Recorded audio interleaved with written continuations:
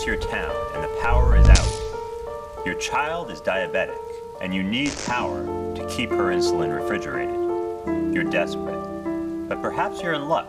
I have an electrical generator that I'm willing to sell you, and you have the $800 that generators like mine typically cost. The only problem is, I don't want to sell it to you for $800. I want $1,300.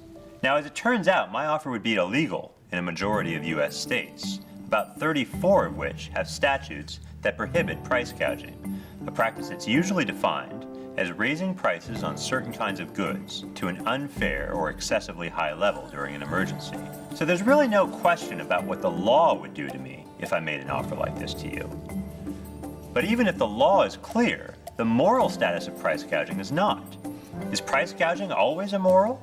And whether it is or not, should it be illegal? Let's look at the question of morality first. Is asking $1,300 for the generator morally wrong? Of course, you'd rather buy it from me for $800, but there are 3 reasons why my charging a higher price isn't obviously wrong.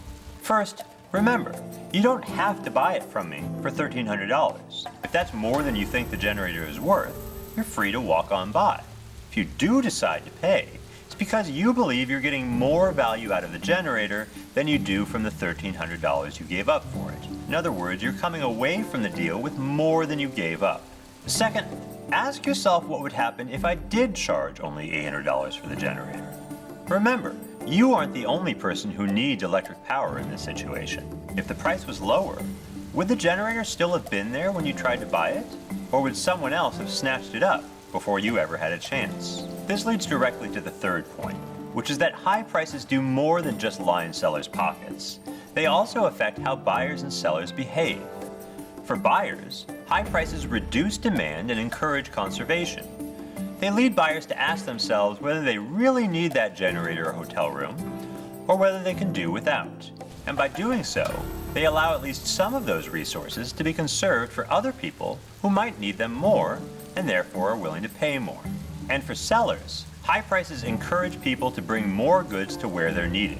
If generators can be bought in an area not affected by the hurricane for $800, and resold later for $1,300, that creates a profit incentive for people to bring generators from where they're less needed to where they're more needed, to get them to where they'll do more good for people who need them most. All of this leads to a surprising conclusion.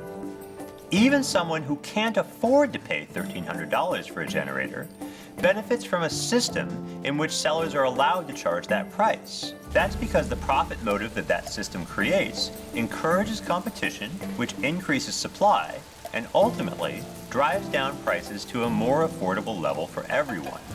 Now, it's true that when price gouging is legal, some people won't be able to afford the higher prices that result. But ask yourself, what alternative institutions would do better? When price gouging is prohibited, goods usually go to whoever shows up first.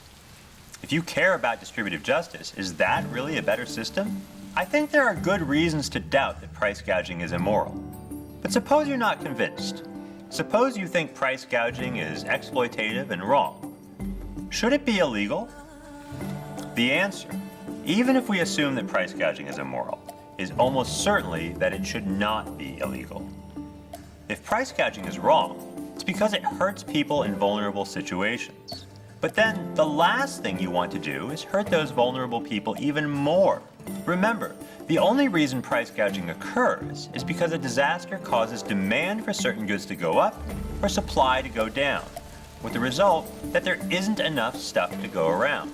Anti-gouging laws don't do anything to address this underlying shortage. In fact, they make it worse by destroying incentives for conservation and increased supply. So even if you think that price gouging is morally wrong and that merchants should refuse to engage in it, making it illegal doesn't make sense. It hurts the very people who need our help most.